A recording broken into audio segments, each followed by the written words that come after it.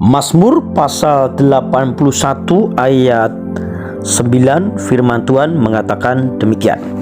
Dengarlah, hai umatku, aku hendak memberi peringatan kepadamu.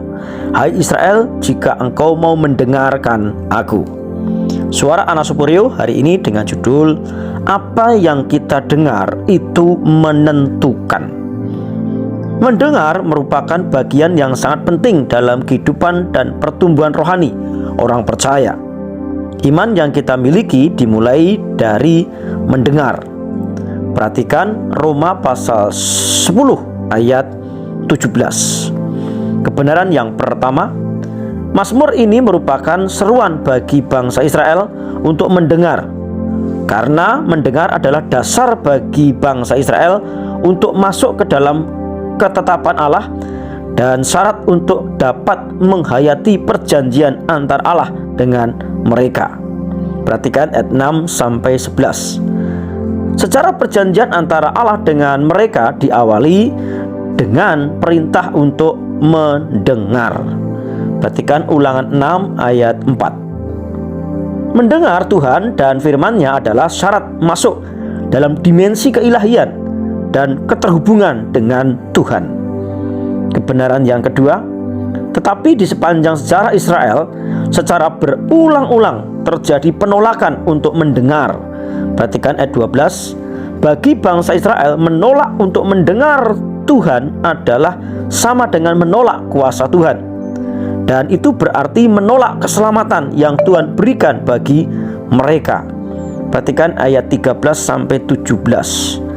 Mendengar Tuhan dan firman-Nya adalah syarat masuk dalam dimensi keilahian dan keterhubungan dengan Tuhan. Namun, sayang banyak orang memilih menolak mendengar, termasuk Israel atau orang Kristen. Kebenaran yang ketiga, dengan menyediakan telinga bagi suara selain suara Tuhan, maka Israel menjadi degil dan mengejar agenda pribadi. Perhatikan ayat 13. Ciri orang yang tidak mendengar suara Tuhan adalah degil atau keras kepala dan hidup semaunya sendiri.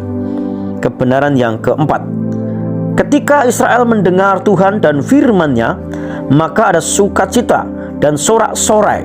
Perhatikan ayat 2 sampai 6. Tuhan memerangi musuh Israel dan Israel hidup dalam berkat yang berkelimpahan. Perhatikan 15 sampai 17. Ciri orang yang mendengar Tuhan dan firman-Nya adalah hidup penuh sukacita, kemenangan dan kelimpahan. Kekasih Tuhan, mendengar kata orang terkadang mengecewakan.